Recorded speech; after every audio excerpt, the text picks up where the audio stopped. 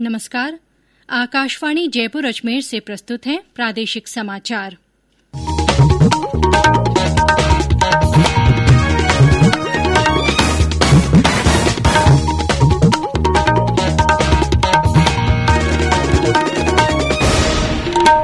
मुख्य समाचार।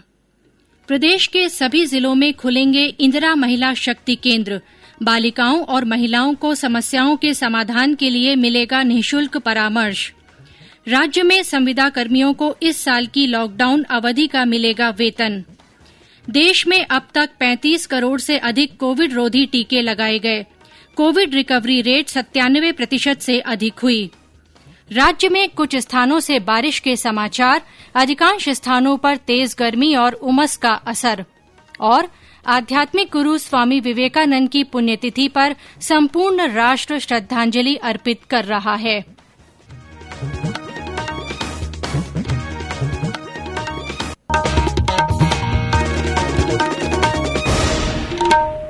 समाचारों के साथ मैं आरती नागर। 18 वर्ष से अधिक आयु वर्ग के लिए सरकारी केंद्रों पर निःशुल्क राष्ट्रव्यापी कोविड टीकाकरण अभियान जारी है। युवा श्रोताओं से हमारा आग्रह है कि स्वयं कोविड रोधी टीका लगवाएं और अन्य लोगों को भी इसके लिए प्रोत्साहित करें। कोविड स्वास्थ्य के लिए खतरा बना हुआ है, ऐसे में एहतियाती उपायों के पालन में कोताही न बरतें। जब तक आवश्यक न हो घर से बाहर न निकलें और 3 सरल उपायों का पालन करें। मास्क लगाएं, 2 गज की सुरक्षित दूरी बनाए रखें, बार-बार हाथ धोएं, चेहरा साफ रखें और टीका जरूर लगवाएं।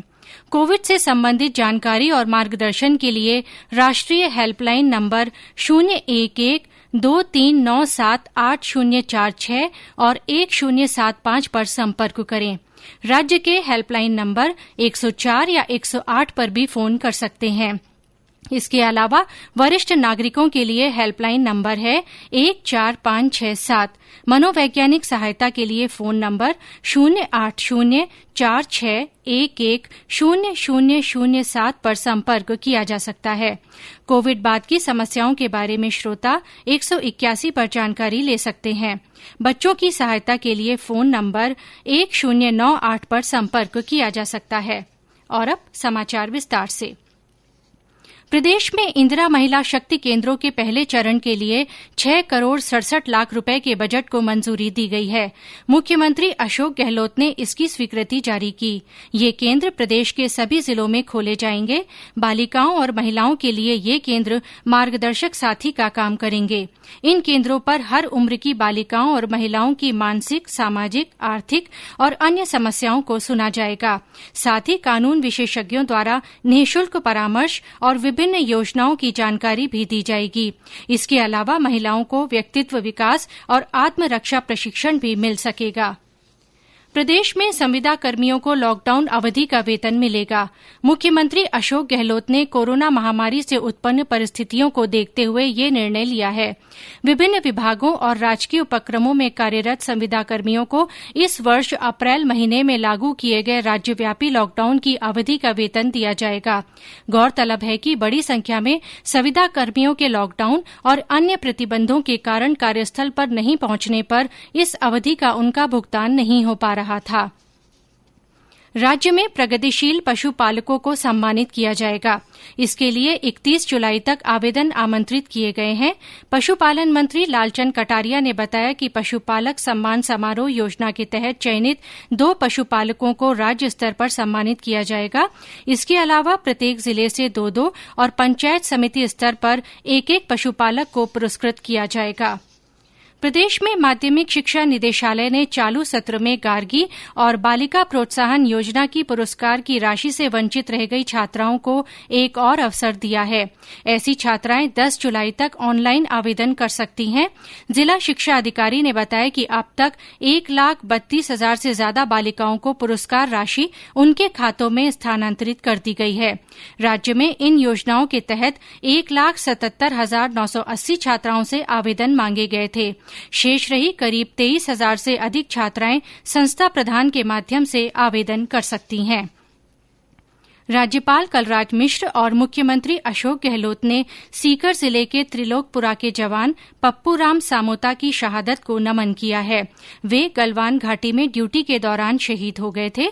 उनकी पार्थिव देह आज उनके पैतृक गांव लाई जा रही है। भरतपुर में चिकित्सा राज्य मंत्री डॉ सुभाष गर्ग ने भरतपुर में अलग अलग स्थानों पर 3 वातानुकूलित आधुनिक सुलभ कॉम्प्लेक्स का लोकार्पण किया। श्री गर्ग ने शहर में पार्कों का भी निरीक्षण किया और अधिकारियों को पौधरोपण के निर्देश दिए।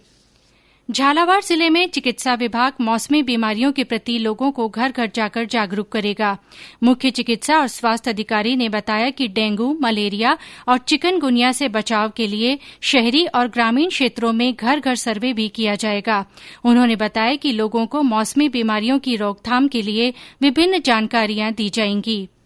ये समाचार आकाशवाणी जयपुर अजमेर से प्रसारित किए जा रहे हैं। समाचार अभी और भी हैं, लेकिन उससे पहले कोरोना जागरूकता संदेश।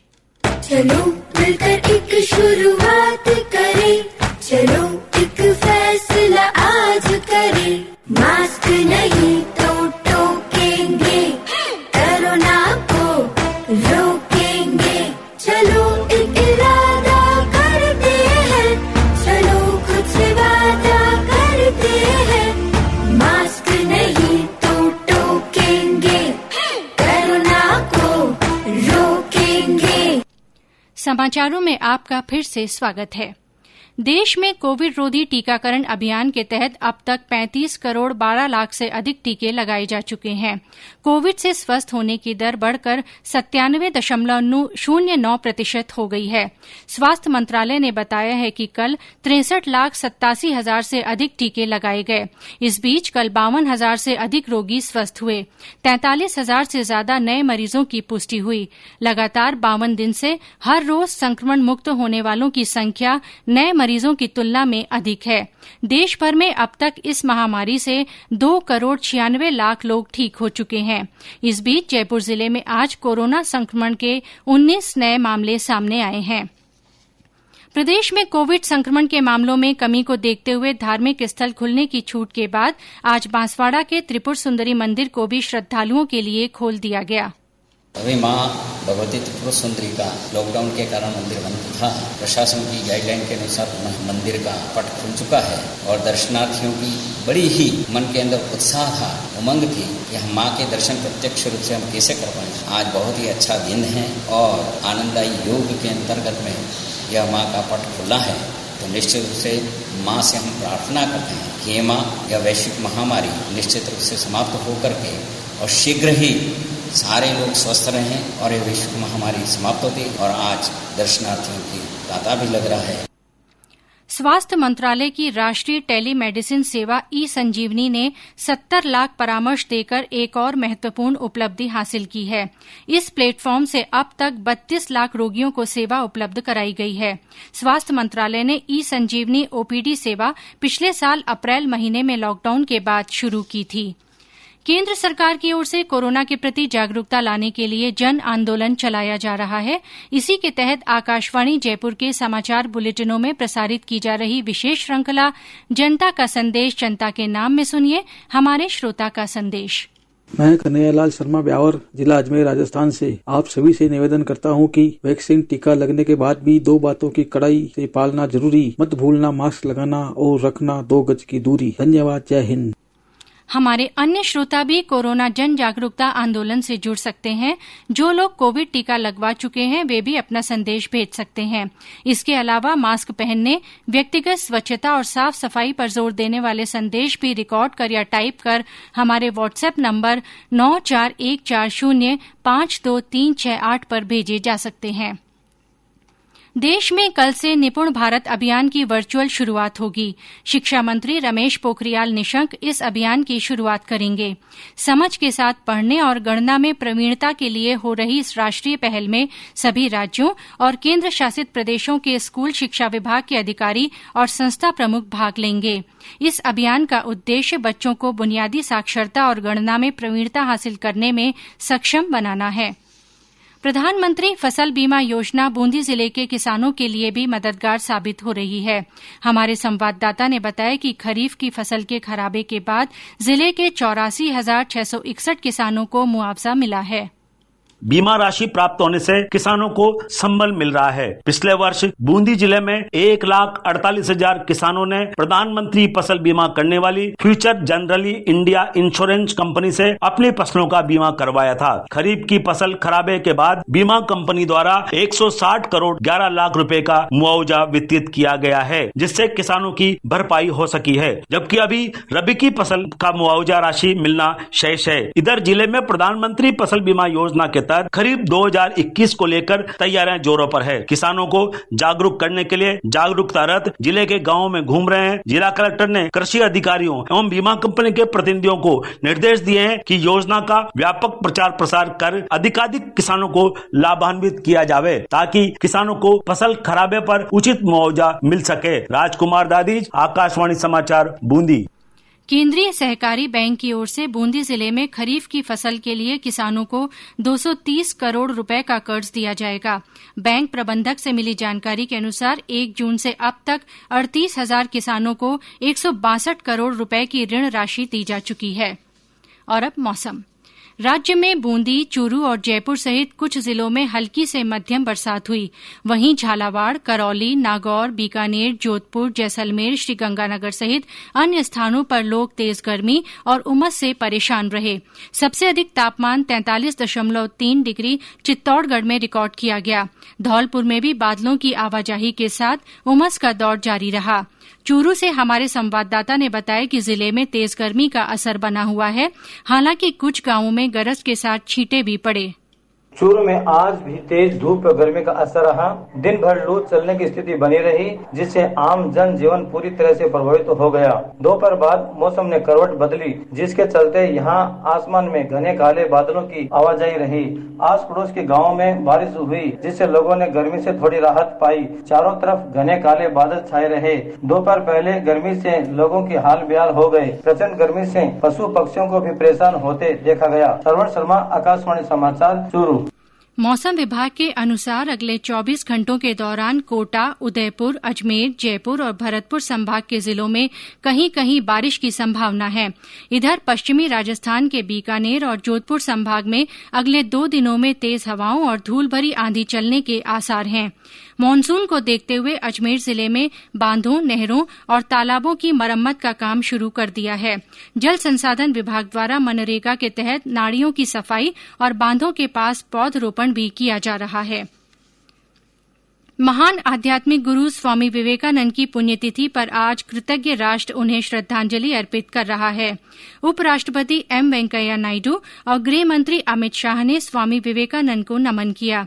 श्री नायडू ने कहा कि विवेकानंद जी सशक्त राष्ट्रवादी, दूरदर्शी विचारक, उत्कृष्ट वक्ता और असाधारण आध्यात्मिक गुरु थे। उन्होंने सार्वभौमिक भाईचारे और विश्व शांति को बढ़ावा देने का प्रयास किया। स्वामी विवेकानंद का निधन पश्चिम बंगाल के बेलूर मठ में 4 जुलाई 1902 को मात्र 39 वर्ष की आयु में हुआ था। इधर झालावाड़ में भी विभिन्न ऑनलाइन प्लेटफॉर्म्स के माध्यम से स्वामी विवेकानंद को याद किया गया। टोंक में स्वामी जी की प्रतिमा पर पुष्प अर्पित कर उन्हें श्रद्धांजलि दी गई। और अंत में मुख्य समाचार एक बार फिर। प्रदेश के सभी जिलों में खुलेंगे इंदिरा महिला शक्ति केंद्र। बालिकाओं और महिलाओं को समस्याओं के समाधान के लिए निःशुल्क परामर्श मिलेगा। राज्य में संविदा कर्मियों को इस साल की लॉकडाउन अवधि का वेतन दिया जाएगा। देश में अब तक 35 करोड़ से अधिक कोविड रोधी टीके लगाए गए। कोविड रिकवरी रेट 97% से अधिक हुई। राज्य में कुछ स्थानों से बारिश के समाचार हैं। अधिकांश स्थानों पर तेज गर्मी और उमस का असर रहा। और आध्यात्मिक गुरु स्वामी विवेकानंद की पुण्यतिथि पर संपूर्ण राष्ट्र श्रद्धांजलि अर्पित कर रहा है। इसी के साथ प्रादेशिक समाचार बुलेटिन समाप्त हुआ। नमस्कार।